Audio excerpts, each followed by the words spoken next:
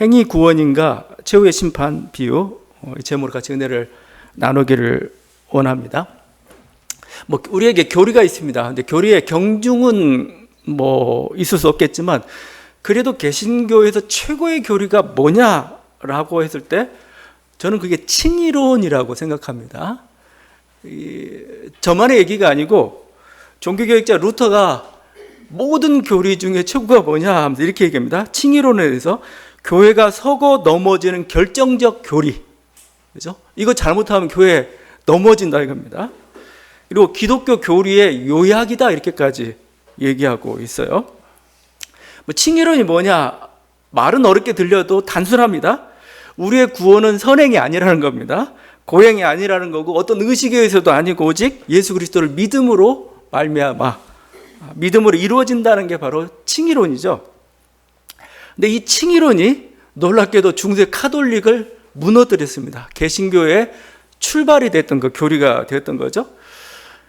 이 칭의론을 극단화한 것이 우리 지하철에서 많이 보고 있는 예수천당, 불신지옥 이렇게 외치는 사람들의 모습 속에서 확인할 수가 있는 거죠.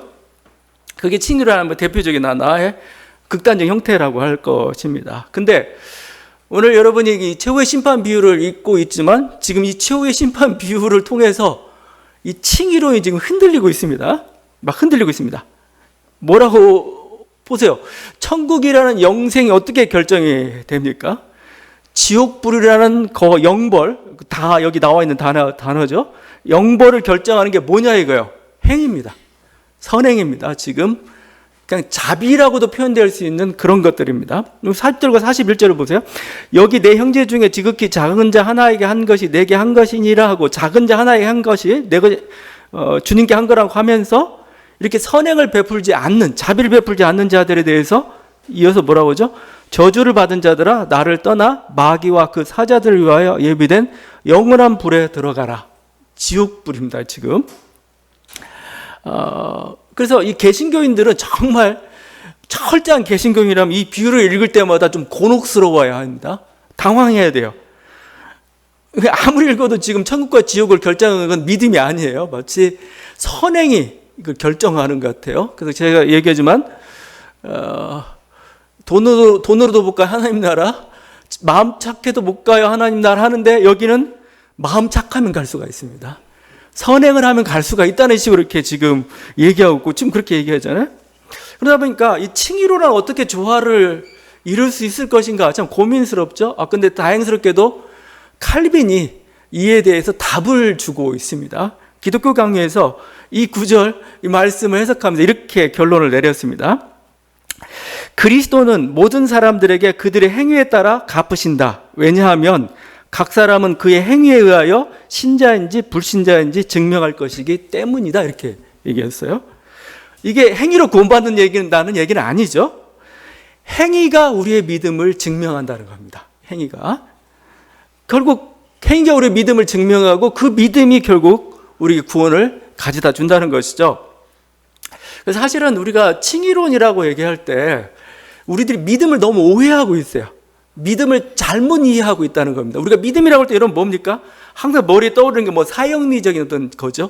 우린 죄인이고 예수께서 우리를 죄인을 위해서 십자가에 달려 돌아가셨고 그 믿음을 고백하면은 우리 모든 죄를 용서받고 하나님의 자녀가 되고 막 교리적인 그걸 우리가 받아들이는 순간 구원이 이루어진다. 이렇게 어떤 그렇게 하나의 지식적인 구원이라고 할 수가 있고 지식적인 믿음이라고 할 수가 있는데 그걸 믿음으로 착각하고 있습니다. 아닙니다. 예수를 믿는다는 건 다른 게 아니에요. 간단한 겁니다. 예수님을 나의 주님으로, 나의 하나님으로 모신다는 겁니다. 그게 믿음이에요. 그래서 달리 이건 어떻게 보면 충성으로 번역하는 게 훨씬 더 낫습니다. 충성. 그러니까 주님을 향한 충성. 내가 주로 모신다는 게 충성의 맹세인 겁니다. 사실은요. 충성. 내가 주님을 나의 주님으로 모시고 주님의 모든 말씀에 충성하겠습니다. 이게 바로 믿음이고, 실제 라틴어나 헬라어권에서는 믿음하고 충성하고 같이 피데스라는 단어 같이 쓰고 있어요. 피스티스도 같이 쓰고 있고, 지금 예수님이 지극히 작은 소재 하나를 소중히 여겨라. 나는 이거 가장 관심 있고 나는 가장 중요하게 생각한다. 이렇게 명령을 내렸어요. 그럼 내가 예수님께 충성한다면 나는 어떻게 해야 됩니까? 이 말을 지켜야 되는 거죠. 이 말을 지키지 않으면은 충성하지 않는 자인 겁니다. 그냥 자기 생각대로만 믿는 거죠. 그래서 어떻게 보면은 예수님의 이 간곡한 부탁이 있었기 때문에 어떻게 보면은 믿는다는 것은 결국 행하는 것과 같습니다. 예수님을 말을 따르지 않는 자는 예수님을 믿는 자가 아니에요.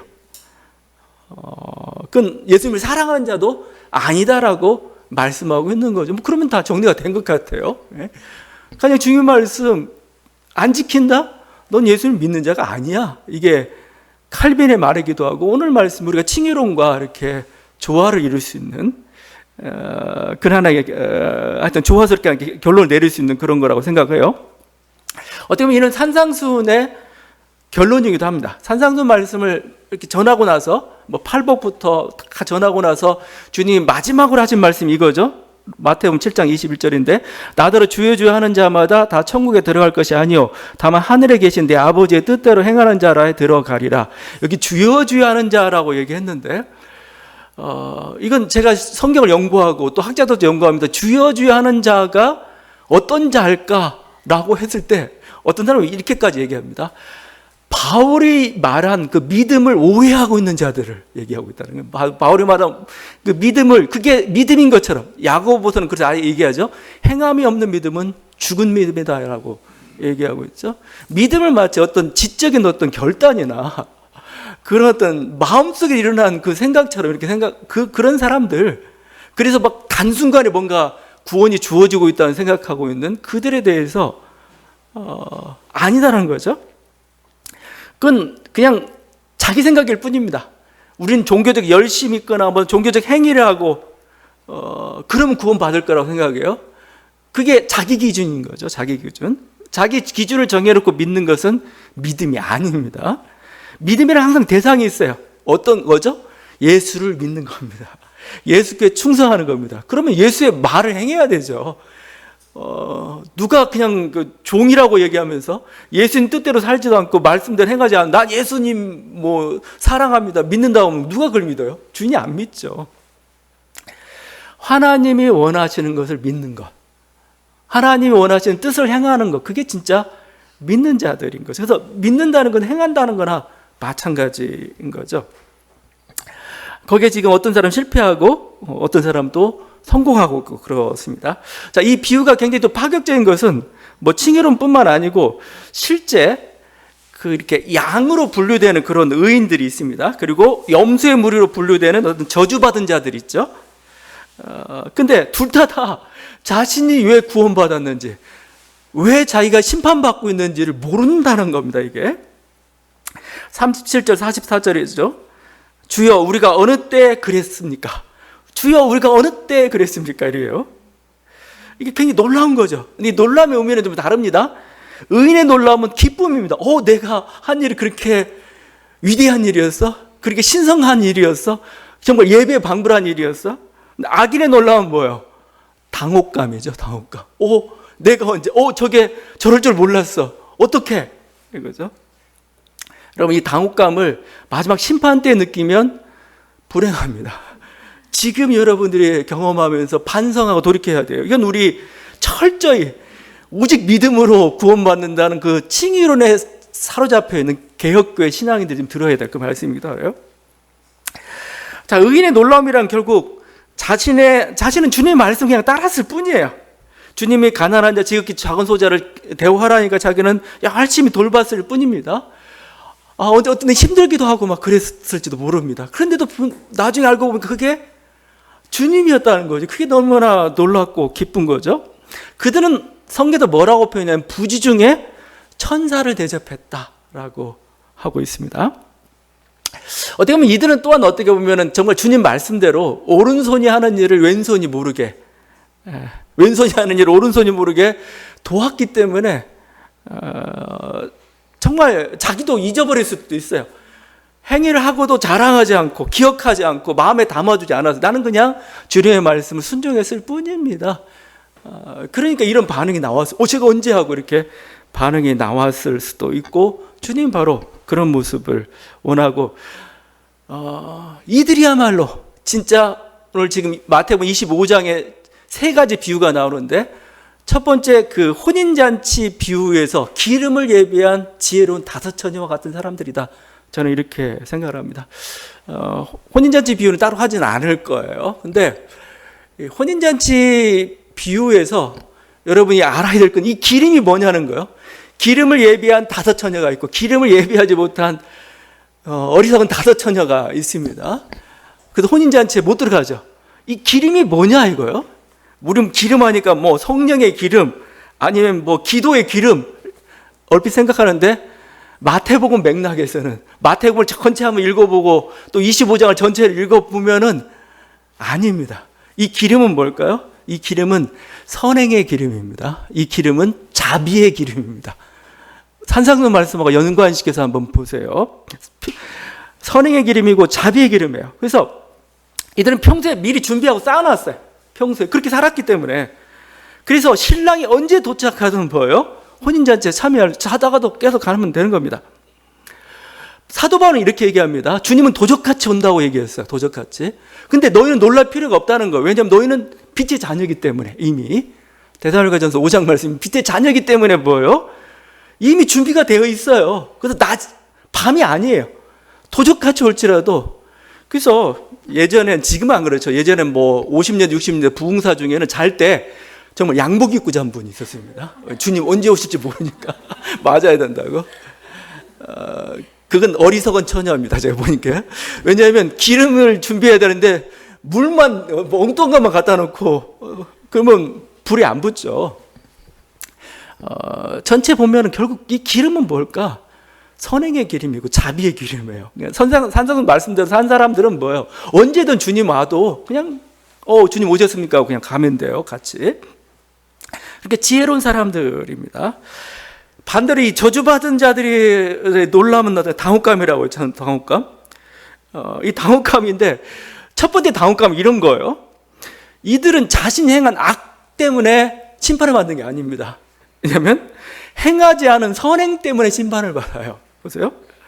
보통 우리가 심판이라고 할 때 모든 종교에서 항상 한 사람을 심판할 때 네가 선행의 양이야 얼마냐 악행의 양이야 이걸로 평가를 해요.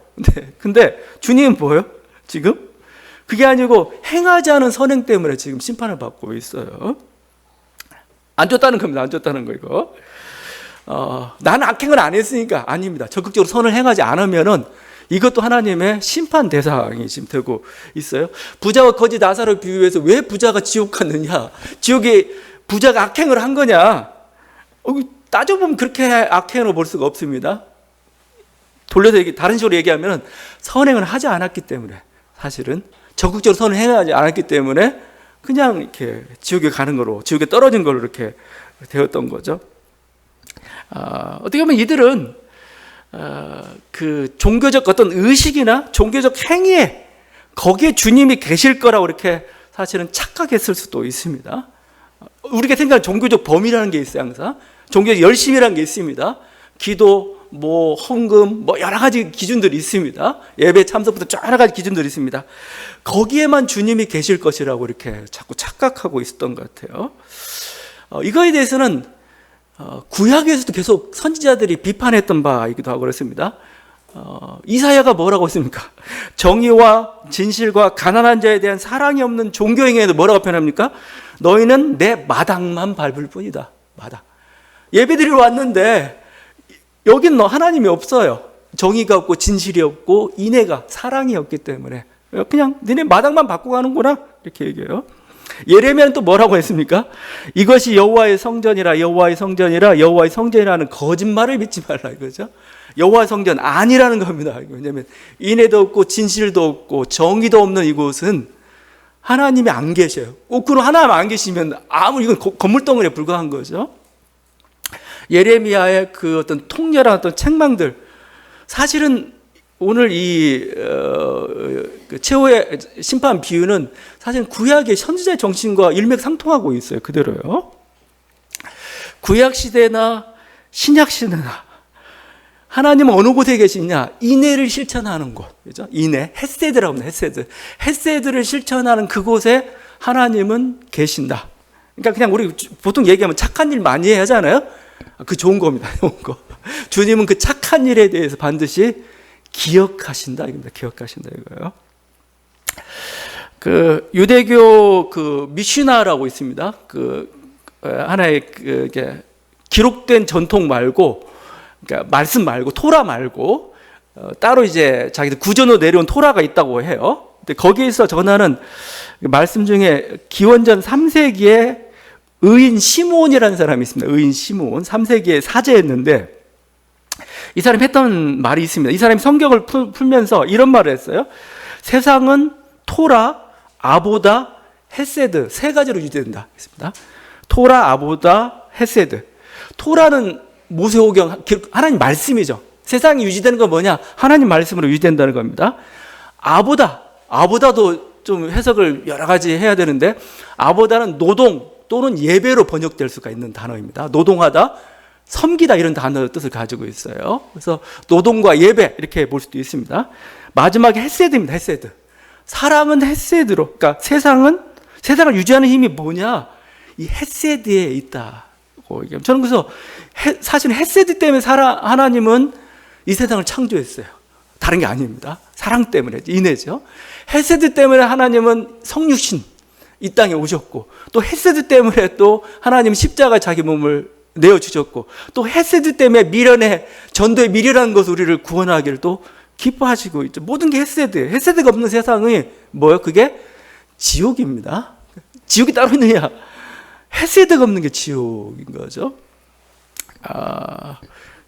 이건 뭐 교회뿐만 아니고 그야말로 이제 그 직장 아니면 우리가 가진 공동체, 여기에 만약에 헤세드가 빠져버렸다, 그게 지옥인 겁니다. 그 인간 간의 그 만남 속에서 갈등, 그 모든 것들을 뭔가 우리들로 하여금 뭔가 거기서 위로하고, 뭔가 다시 한번 살 길을 가져다 주고, 뭔가 새 희망을 가져다 주는 것은 자비예요. 자비. 사실은요, 사랑이고. 근데 그게 사라져버린 하나의 공동체라는 것은 정말 삭막하고, 그게 지옥인 겁니다. 그게 지옥. 바로 다시 한번 주님은 이렇게 말씀하죠. 자, 그래서 지금 계속해서 주님은 이 지극히 작은 자 하나를 소중히 여겨라 이렇게 얘기합니다. 여기 지극히 작은 자는 우리 여기 이거 교회에 있는 어떤 공동체를 돌보라는 그 정도 차원만이 아니에요. 교회 내 형제만 얘기하는 거 아닙니다. 여기 작은 자, 지극히 작은 자는 세상에 있는 모든, 인류 사회에 있는 모든 공고한 자들과 어떤 가난한 자들을 가리키고 있다고 봐야 됩니다. 그게 왜냐하면 32절에 지금 심판이 모든 민족을 그 앞에 모으고 지금 심판하고 있잖아요. 모든 민족들이 다 왔어요. 모든 민족들이 그 앞에서 그들을 향해서 지금 심판하고 있어요. 심판의 대상은 지금 인류인 거죠. 여기서 뭐 믿는 자냐 믿지 않는 자냐 이걸 따지는 순간 우리는 또 주님을 놓치고 맙니다. 이 병들었는데 병든 자가 신자 병든 자는 돌보고 믿지 않는 불신자는, 그건 아니잖아요. 모든 병든 자들을 도우라라고 이렇게 하고 있죠. 지극히 작은 자, 이렇게 공국에 빠진 가난한 자들입니다. 주님이 이렇게 얘기하고도 정말 이 사람들이, 우리들이 못 깨달을까 봐 어떻게 하냐면 일일이 나열합니다. 일일이. 그 사례를 일일이 나열하죠. 그것도 4번이나 반복합니다. 거기 있죠? 내가 줄일 때 너희가 먹을 것을 주었고, 첫 번째. 두 번째, 목마를 때 마시게 하였고, 세 번째, 나그네 되었을 때 영접하였고, 네 번째, 헐벗을 때 옷을 입혔고, 다섯 번째, 병들었을 때 돌보았고, 여섯 번째, 옥에 갇혔을 때 와서 보았다. 이 동일한 형태가 37절에 39절, 42절에 43절, 44절 4번 반복되고 있습니다. 그러니까 여러분 읽으면 그걸 계속 반복하고 있는 거예요. 왜 이렇게 반복하고 있는 겁니까? 이걸 뭐라고 하죠? 모시바퀴도록입니다. 모시바퀴도록.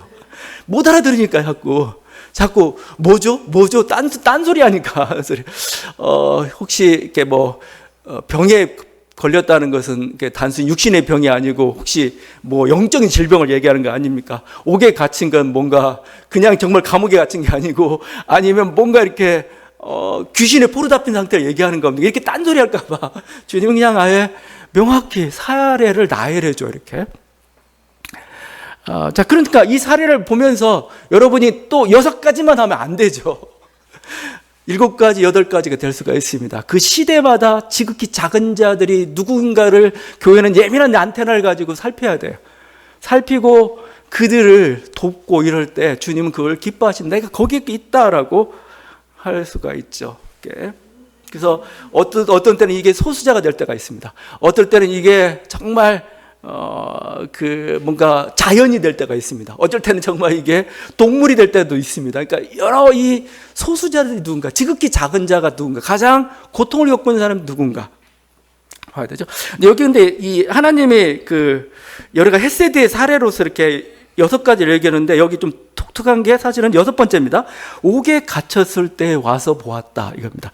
나머지 5개는 일반적인 어떤 보편적인 어떤 기준이라고 볼 수가 있는데 옥에 갇혔을 때 보았다, 이게 돌아보았다, 이것은 뭔가 약간 정치적 영역을 가지고 있어요. 뭔가 단순히 그냥 인류의 어떤 보편 복지 이런 차원으로서 보지 않고 있습니다. 뭔가 정치적인 그런 것도 분명히 가미되어 있는 그런 모습이고, 사실은 우리 지극히 작은 자라는 게 무슨 사적인 영역과 공적인 영역을 가리진 않죠. 개인적인 영역과 정치적인 영역에서 뭔가 이렇게 다른 게 아니죠. 오히려 지극히 작은 자의 모습은 오히려 공적인 영역, 특별히 정치적인 영역에서 많이 발생을 하고 있는 거죠. 그냥 그들을 같이 찾아가서 도와주고 함께하고 들어주고 그렇죠. 지금 교회에 우리가 정치 참여 얘기를 많이 하고 정치 참여에 대해서 여러 가지 논란도 있기도 하고 그렇죠. 근데 교회가 정치 참여할 때가 있습니다. 그러면 교회는 언제 정치 참여를 하느냐? 여러 가지 구약이라 오늘 말씀들을 보면서 교회가 교권이나 어떤 이념이나 어떤 이익을 위해서 정치 참여하는 것은 안 됩니다. 그건 아니고 정치 참여할 때가 있어요. 언제냐면은 작은 소자의 권리를 위해서, 아니면 불법한 행위로 억울한 일을 당한 자가 있다면은 그들을 신원하기 위한 정치 참여는 허락이 됩니다. 정치 참여하느냐 안 하느냐가 지금 문제가 아니고 어떤 정치 참여가 지금 문제인지가 지금 이게 문제예요. 그러니까 일반 교회에서도 이제 자꾸 교회가 사회를 향해서 뭔가 해야 된다고 하니까 자꾸 정책 발언을 하기도 하고 막 그래요. 근데 정책 발언한다는 거 그럴 수도 있습니다. 근데 발언의 내용이 문제예요. 내용이. 정책 발언의 목표가 문제예요. 뭘 목표로 하느냐? 무슨 정권 획득이냐? 아니면 이념의 실현이냐? 잘못된 겁니다. 그건 아닙니다. 그건 정치 집단인 겁니다. 그냥. 근데 뭐죠? 그 속에 있는 어떤 그 불의에 대해서, 아니면 그 속에 있는 뭔가 작은 소자의 어떤 그들의 아픔이나 고통이나 그들의 권리를 회복시키고 그들을 위해서 뭔가 그런 걸 하나님께서 원하신 거고 그렇다는 거죠. 초대교회는 그래서 이렇게 실제적으로 주님 말씀을 실천을 했습니다. 그대로. 이게 실천한 사례 중에 하나가 그 4세기의 그 사막의 성자라 불리는 파코미우스라는 사람이 있습니다. 이 파코미우스라는 사람이 4세기 유명한 성자, 수돈 운동을 일으켰던 사람 중에 하나이기도 그렇습니다. 이 사람이 원래는 이교도였어요. 근데 어떻게 회심하게 됐냐면은 20세 때 강제 징집을 당합니다. 로마가 자기 필요에 의해서 젊은 사람들 다 잡아가지고 이제 군대로 이렇게 끌고 가는 겁니다. 그래가지고 나일강을 따라가지고 이렇게 쭉 내려가요. 배에 해가지고. 그래서 테베라는 곳에 이렇게 머물렀습니다. 마을에 머물렀는데 막 힘들고 어렵고 막 그런데 밤중에 어떤 사람들이 찾아와가지고 자기를 음식을 주고 도움을 베풀고 말도 들어주고 기도도 해주는 거예요. 알고 보니까 크리스찬들이었어요. 신앙인들. 그러니까 주님 말씀 그대로 옥에 갇힌 자들을 돌봤던 공동체예요. 그게. 그때 그 모습에 감동해가지고 파코미우스가 이렇게 고백을 했죠. 오 하나님, 만일 당신이 저를 이 공경에서 구해주신다면 당신 이름을 위해 사람들의 봉사자가 되겠습니다. 해가지고 이 사람도 실제 이교도에서 신앙인으로 전환을 했고 나중에 사막의 수도사가 되었던 그 결정적 계기 중에 하나가 이 옥에 갇힌 자를 돌아보는 그들의 신앙인들의 그 사랑의 실천이었던 것이죠. 지하철에서 전도하는 것보다 사실은 지금 교회에 요구하고 있는 게 사실은 이런 것들입니다. 그냥 사랑을 그냥 순수하게 그냥 아무런 목적 없이 실천해. 그렇죠? 그러면 그게 전도고 선교고 열매가 나타나지 않지도 그냥 우리는 할 뿐이에요. 그냥. 오늘 이 말씀은 사실 종교사에서 굉장히 많은 사람들에게 어떤 감동을 줬던 그런 말씀이기도 합니다. 특별히 40절이죠. 너희가 여기 내 형제 중에 지극히 작은 자 하나에게 한 것이 곧 내게 한 것이니라. 교회에서 정말 많은 영감들을 주었습니다. 많은 소설에, 많은 우화에 하나의 중요한 어떤 테마가 되기도 하고 그랬죠. 그 중에 하나가 역시 또 4세기에 가난한 자들의 성자라 불리는 마틴이 있습니다. 마틴.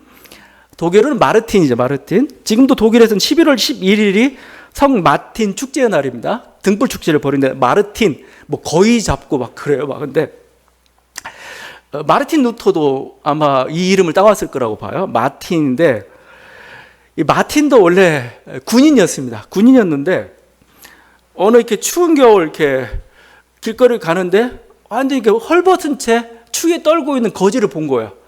너무 불쌍하고 이 사람이 어떻게 했냐면 군인이었기 때문에 칼로 자기 망토를 절반을 잘랐습니다. 절반을 잘라가지고 주었습니다. 주고 갔는데 그날 밤 이렇게 잠에 들었는데 꿈속에서 예수님을 보게 됐습니다. 근데 예수님이 자신의 반쪽 망토를 이렇게 걸치고 있는 겁니다. 그러면서 천사들과 대화를 하는데 이렇게 얘기합니다. 마틴이 내게 준 것일세. 이 말을 들었던 겁니다. 이게 너무 감동이 되었던 거죠. 그래서 마틴은 뭐 그 이후에 이제 군인의 길을 벗어버리고 이제 사제의 길을 가면서 가난한 자와 함께하고 했던 그런 거죠. 이 마틴의 이 체험이 나중에 이 톨스토이나 아니면 그 수많은 소설가들의 영감을 항상 줘. 내가 문전박대했는데 그게 사실은 예수님이었고 뭐 이런 것들을 주었던 거죠. 그럴 뿐만 아니라 아마 대표적인 현대에서 이 최후의 심판 비유 여기에서 우리들 많은 감동을 주고 있는 것은 누구보다도 인도 콜카타의 성녀 마더 테레사입니다. 테레사가 마태복음 25장의 말씀하고 가장 깊은 연관을 맺고 있다고 볼 수가 있습니다. 테레사 수녀에게는 제2의 부르심이라는 게 있습니다. 그러니까 처음 이렇게 주님을 믿는 그거 외에 제2의 부르심 하나의 소명 사건이라고 볼 수가 있는데 이게 언제 일어났냐면 테레사 수녀가 인도에서 다르질링을 향한 기차를 타고 가다가 무심코 마태복음 25장을 읽었어요. 마태복음 25장을 읽었는데 그 구절에 감동을 받았습니다. 그냥 어떤 신비적 체험이 아니라 말씀을 읽다가 정말 이 말씀이 자기 마음 가운데 감동을 주고 막 너무 다가왔던 거죠. 테레사는 그 순간을 다음과 같이 회상하였습니다. 지극히 작은 자 하나에게 한 것이 곧 내게 한 것이니라. 그 성서 말씀이 패부 깊숙이 꿰뚫는 것 같았다. 거룩한 말씀의 광채 앞에서 다메섹 도상의 사도 바울처럼 멈추어 서서 주님의 목소리에 귀를 기울일 수밖에 없었다. 그래서 하나의 나 이제 인생을 이를 위해서 할 거야 라고 하면서 결단하게 된 거죠. 이게 36살의 체험인데 이때 그래서 테레사 수녀 곧장 이제 가난한 자들이 있는 콜카타로 달려갑니다. 콜카타로 달려 그곳에서 평생을 헌신합니다. 근데 이게 단순히 그냥 평생을 헌신하는 정도가 아니고 실제 이 말씀을 그대로 삶적 실천할 뿐만 아니라 이 말씀이 가지고 있는 그 의미를 더 깊이 확대하고 묵상했습니다. 그러면서 이렇게 얘기해요. 가난한 사람들이나 나병 환자들을 대할 때 마음가짐을 이렇게 얘기하고 있습니다. 가난한 사람들 한 사람 한 사람 안에서 예수님을 보십시오. 성체 안에 예수님을 만지듯 부드럽게 헌신하는 마음으로 만지십시오. 그리고 온 마음을 다해 당신의 모든 능력을 다해 예수님을 섬기십시오.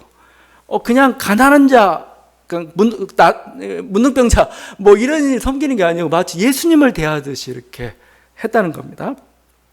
테레사뿐만 아니고 그 사랑의 봉사회라는 거예요. 사랑의 수녀인가? 사랑의 봉사회인데 그 수녀들도 똑같이 이런 태도로 봉사를 했습니다. 그래서 그들에게는 봉사가 곧 예배예요. 봉사가. 왜냐하면 예수님을 만나는 게 예배 아니에요, 이거. 근데 봉사 행위 통해서 예수님을 만나오기 때문에 그들이 봉사가 곧 예배였던 겁니다. 그래서 그들이 이제 하다가 그래도 피곤하죠. 인간사의 이렇게 만남이고 또 자기가 대접해 준다고 해서 거기에 그냥 뭐 그래 너무 착해 너무 좋아요 너무 뭐 천사 같아 그러면 반응 안 하죠. 더 욕하고 더 달라고 하고 더 사기치려고 할 수도 있습니다.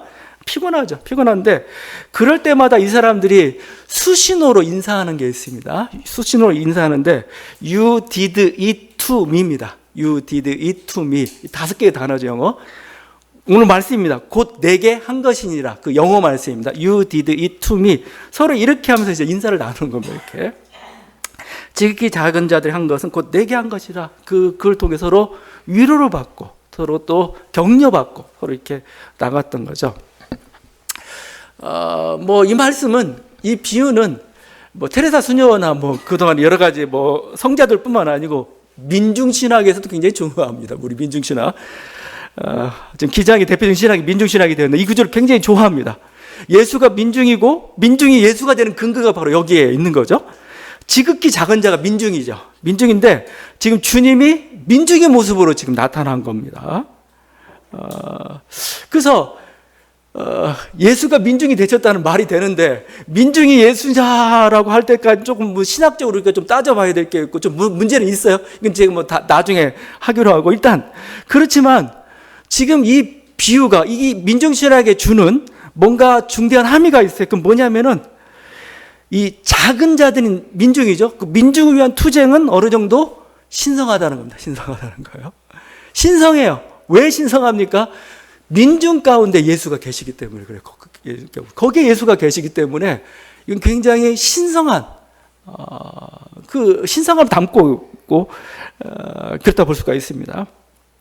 좀 더 나아가서는 우리는 정말 테레사 수녀처럼 봉사가 예배가 되고 지금 민중신앙의 투쟁이 예배가 되고 지금 노동이 기도가 될 수가 있어요.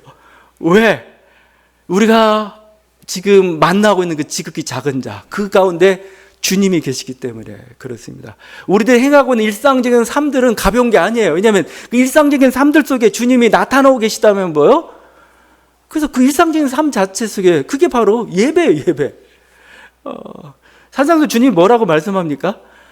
네가 예배를 드리려다가도 형제에게 원망 들을 만한 일이 있으면 빨리 사화하고 평화를 취하고 오라고 얘기합니다. 그게 예배라고 얘기해요, 실제. 우리가 여기서 예배 드리는 것보다 실제 우리가 갈등의 현장 속에서 갈등한 사람과 같이 평화를 구할 때 주님은 그걸 기뻐하시고 또 그 가운데 함께 하셔요. 그러니까 어떻게 보면 우리 어떤 삶의 공간이나 삶을 위한 투쟁이나 사랑은 제가 얘기하지만 신성하다는 겁니다. 신성하다는 거요. 종교적 행위만 주님이 계신 게 아니라는 겁니다.